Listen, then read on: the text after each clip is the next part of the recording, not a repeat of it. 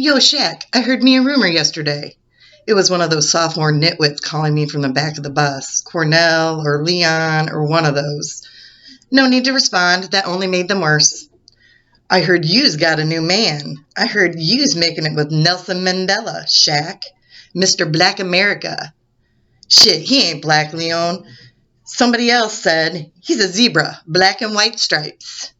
Skunk's more like it, they howled with laughter. Hey, Shaq. My name's not Shaq, you hear me, little boy? I wiggled my pinky at him so the others would laugh at him and get off my back.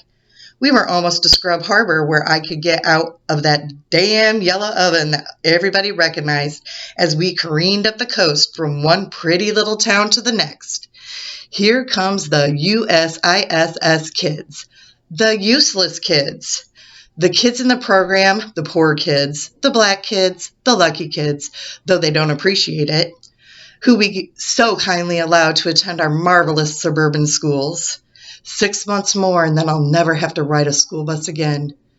By the time we've come this far and the kids who get off in Kettering and Wells and Aylesbury are long gone, most of us were still on the bus, have gone crazy with the heat and the boredom and the knowledge that nothing but another long day of classes is waiting for us when we finally do manage to get off. This is the time of the morning when fights are most likely to break out, when couples are most likely to break up, when Lenny, the driver, is most likely to break down and start yelling at everybody. This is the time Lou Hilliard stood up and announced to the whole bus that he'd be goddamned if he'd spend the next 3 years crammed into a sardine can with a bunch of suckers and losers running away from themselves. This is the time I usually try to go inside my head where it's quiet, the only place I can be alone. But the bus crazies were out to get me. Leon had kept on his harangue from the back seat, even though I was ignoring him. Jasmine, a girl who usually would not risk her ice-cold reputation to talk to anybody who actually made an effort in life, left her seat to come and share mine. Girl, is that true? You making it with Nelson Coleridge? Jasmine, go away. Well, if you ain't, you better say so, because you know how I love to talk. Who you going to tell who ain't already heard, Leon? You're going to broadcast it to all your white friends? Jasmine smirked. Shaq's pulling herself up by her shoelaces, joining the suburban elite. Tell me, does it feel better when they're smarter? Shut your face, Jasmine. I'm doing nothing with nobody, and I wouldn't tell you if I was. I turned my back on her, and she went back to her original seat. I hate having conversations on the bus, which is why I usually bury my face in a book. It's too confusing to speak in this home language a few minutes before going into school. I try never to use it in Scrub Harbor. I know some kids stick with it in a proud way because they like how it sets them apart from the white kids. But I don't like being classified by it. A black girl from Spalding is not the only thing that I am or intend to be. So I speak 2 languages, home language, black language, Ebonics, whatever you want to call it, and school language, white English. Nelson's English, but going from one to the other too rapidly makes me feel dizzy. I use the bus like Superman uses his telephone booth as a place to hide while I change into another identity. The tin can pulled into the circular drive and the doors opened with a whoosh, like when you open a jar and even the air can't wait to get out. We'd all been sitting so long it was hard to drag out of the seats and stumble down the stairs. 8 o'clock in the morning, and it felt like the day should be half over already. As usual, we had barely enough time to get to our lockers before first period started, but that was all right with me. I was here for the education, not the social life. Everybody else was already in Miss Capshaw's English class when I got there. She smiled at me, as always, and as always, I wondered if she smiled at everybody as they walked in. Since I was always last, it wasn't likely I'd ever know the answer, but I hoped she did. My seat is near the back, so it's easy to do a quick check on Nelson, who, wouldn't you guess, sits right up front. He didn't seem to be paying any attention to me, but then he wouldn't do it obviously. If he looked later, I'd be able to tell, even if I seemed to be busy or turned the other way. I could always sense if a boy I liked was looking at me. Not that, in this case, I would do a thing about it. Miss Capshaw clapped her hands. Okay, everybody, listen up. Gretchen has asked me if she can make a brief announcement before class today. Gretchen? Gretchen Karsten slid out of her seat and walked purposely to the front of the room. This will crack you up, but I will have always felt sorry for this girl. How's that for crazy? I mean, she's got more money than Ted Turner, and those white boys seem to love the Goldilocks look she's got going, but something isn't right. She's always standing up and announcing something, trying to be in charge of everything. But I just don't buy it. You look in her eyes and you see she'd rather just be sitting in the back of the room like me, just getting on with it. Even when she smiles, it looks like somebody's standing behind her pulling the strings. Okay, you all know what this is about. Last night, the selectmen set a date for the vote. It will be November 24th, the day before Thanksgiving break. 2 or 3 people clapped. Gretchen kept glancing at the paper in her hand as though she might forget her little speech. She leaned forward and looked right into the people's eyes, which made her seem like a bad actress trying to keep her attention during a boring play by being very, very serious. So what I need right away is some people to help me get out the vote. We've got 2 weeks, and I really think going door to door is more effective than just handing out flyers. Also, I need some people to hold signs at the polling places on voting day. You won't be excused from school. It'll be either before classes or after. How come we have to do it? Somebody yelled from the back of the class. Gretchen gave the joker this tense smile. You don't have to, but the seniors have been the ones most involved in the effort. I guess because so many of them are my friends, so I thought I'd save time by asking in my classes first. I have a question. I looked around. It was the new kid, Adam something. He always had to get in his 2 cents.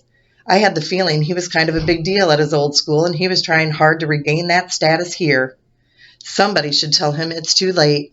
These townies are one tight clan. No way this blonde big mouth was going to worm his way into the inner circle in his senior year. Miss Capshaw nodded in his direction. Well, it seems like you're just assuming that everybody in here is in favor of the name change. But that might not be the case.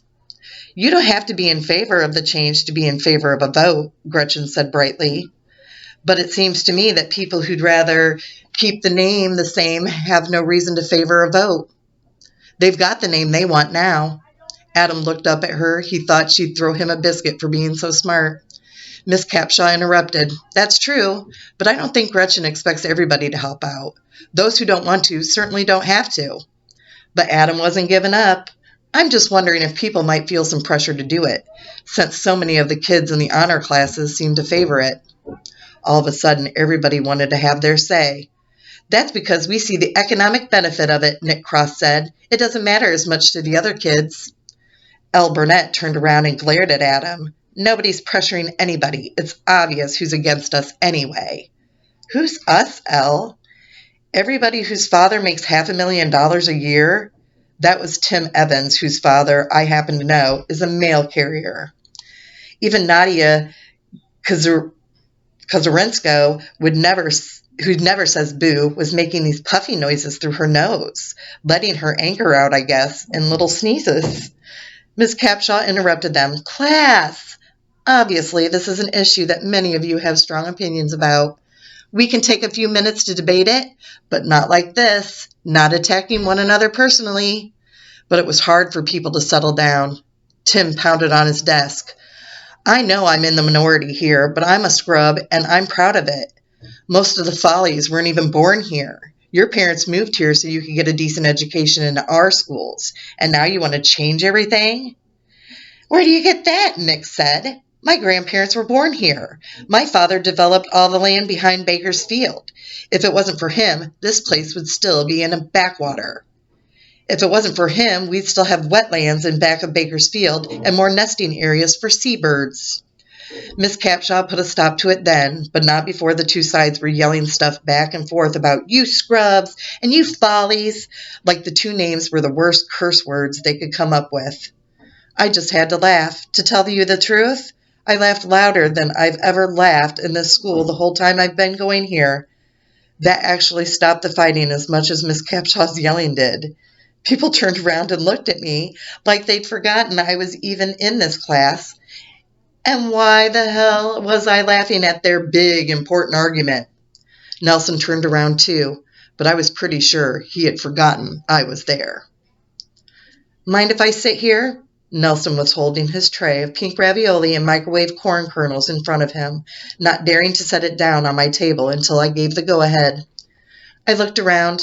Jasmine had already taken notice. Nothing to do about that. My first year or so here, I used to eat lunch with some of the other program kids, even Jasmine herself, but I got tired of it.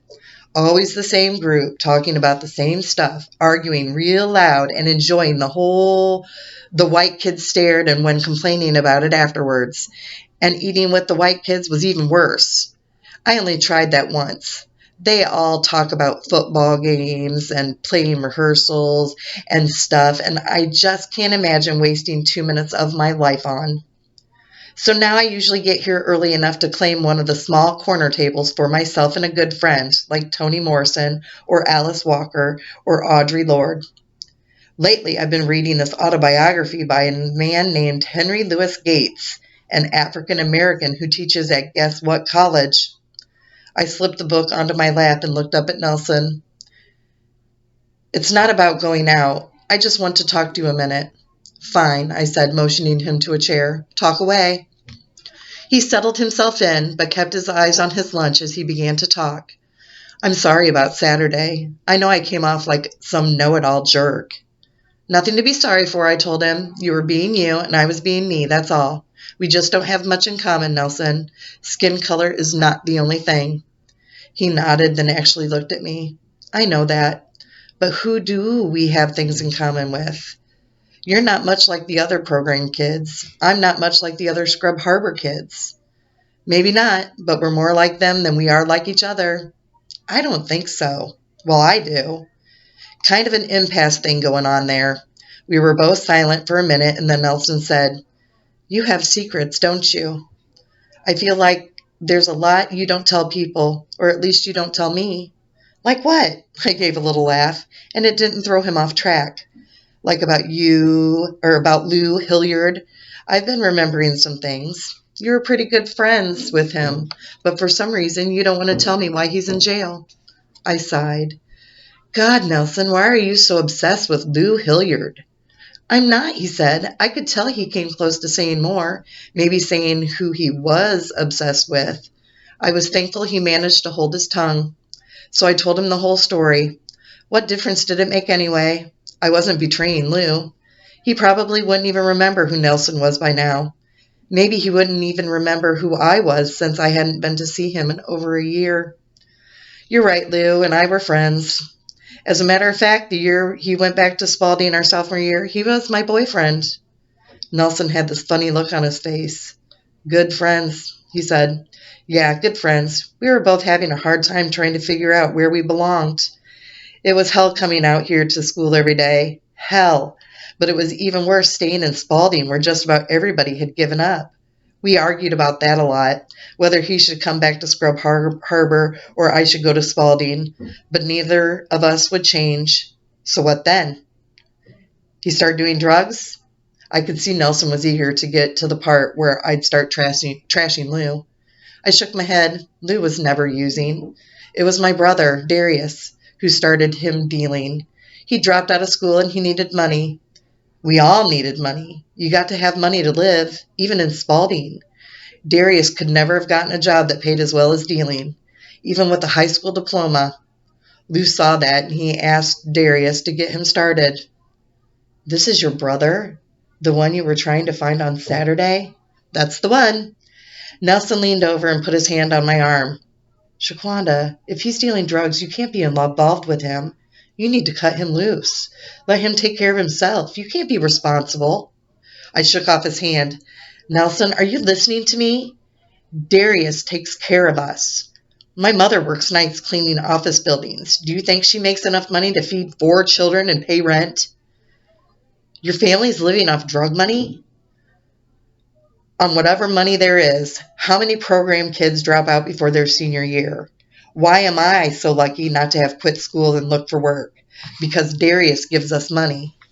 Maybe it's from gambling, maybe it's from girls, maybe it's from drugs. I don't ask where he gets it. Nelson was quiet, but he was staring at me. You heard enough secrets? I asked him. No, you didn't finish telling me about Lou. Why is he in jail? He got caught dealing twice. Second time he got 2 years. He should be getting out just about the time we graduate from Scrub Harbor High. Nelson nodded. That's convenient. Is that why you don't want to date anyone? Because you're waiting for him to get out? No, that was actually funny. I don't date anyone because I don't have the time. I study, I take care of my little sisters, I ride the bus. If I'm lucky, there's some time left over to sleep. So you aren't waiting for Lou? I shrugged. When people go to jail, you never know who's going to come out at the end. He was a good guy, but he won't be the same.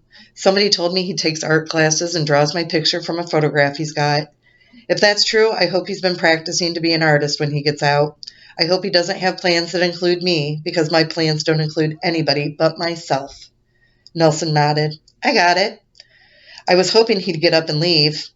I can talk so hard it scares people sometimes, but right underneath that, I almost feel like crying at the same time, which is how I felt sitting there with Nelson, who is such a good person. You feel kind of shabby by comparison. If I lived in Scrub Harbor and I had a father who carried mail or did any regular kind of thing, and Darius had gone off to college already, and my mother worked part-time in the school office to pay his way, if we were poor like that, I think I could open up my heart to this boy. But we're from Spalding, which might as well be the moon. I guess I laughed again, the kind of laugh when things are ironic more than funny. Nelson pointed his finger at my face. Every time you laugh like that, it's another secret I'll never know, isn't it? You're laughing at something nobody knows but you, like this morning in Miss Capshaw's class, when everybody else was having that knockdown argument and you started hooting. What was that all about? I shook my head. Eat your ravioli, Nelson. You don't want to know. The ravioli is toxic, and you know I want to know. Tell me. The boy does not give up, which I guess is why he's number 2 in the class. So I told him, it just struck me funny the way you were all screaming at each other. The Follies are in the honors classes and the Scrubs aren't. The Scrubs have lived here for 200 years and the Follies haven't. The Follies are rich and the Scrubs aren't. As though there's a teaspoonful of difference between all you people. Are you kidding me? There are huge differences.